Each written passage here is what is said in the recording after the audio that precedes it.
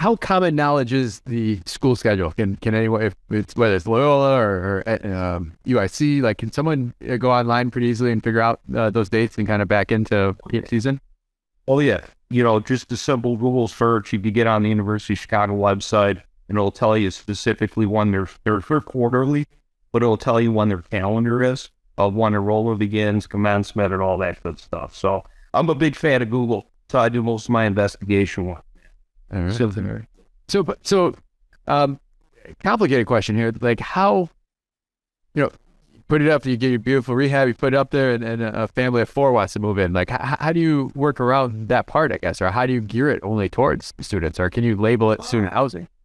No, you know, I mean, our description describes it as perfect for students and faculty. But obviously, like any housing provider, you know, we definitely will obviously listen to CHA and try to, you know, accept any Section 8 related to that, assuming they meet our other requirements.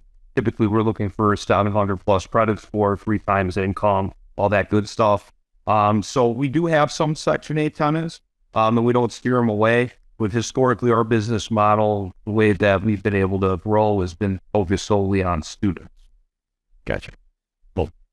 All right, so let's talk about, you know, this is all good stuff, and we're talking about the University of Chicago, but it sounds like you guys are across a lot of different universities, right? So we have UIC, DePaul, Loyola, etc.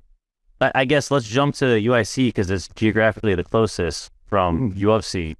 What are some nuances over there, right? Like talk to us through like, hey, I like that area and I want to do student housing. What's different than compared to being around some of the other universities?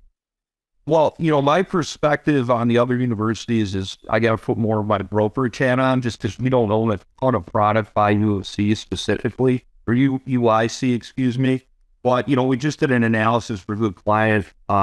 Our office sold them the building. He did a full reposition on it. And I just pulled the data before I got here. He, believe it or not, is getting 3.65 a foot on a turnkey, beautiful.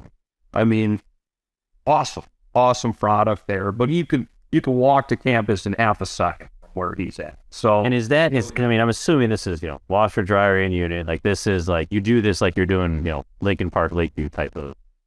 Exactly. This is like a soup to nuts, A to Z, ripped to the brick walls. And I mean, it might be the highest price per foot I'd see in that neighborhood. So, you know, that specific example, I think, involves his location and his ability to walk to Taylor as a resident as well. But I think the difference, I would say, if you're comparing, call it UIC and 𝗏𝗏𝗃 University of Chicago is, as we all know, I think for the most part, I think your listeners know, UIC is historically been more of a commuter type of school.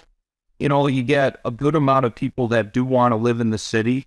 But in terms of a captive audience of 80% of their 17,000 student population moving to Chicago, they need housing in Hyde Park. Whereas other people at UIC, there are student rentals and they are doing well, but I don't think your pool of potential students is as necessarily as captive, if that makes sense.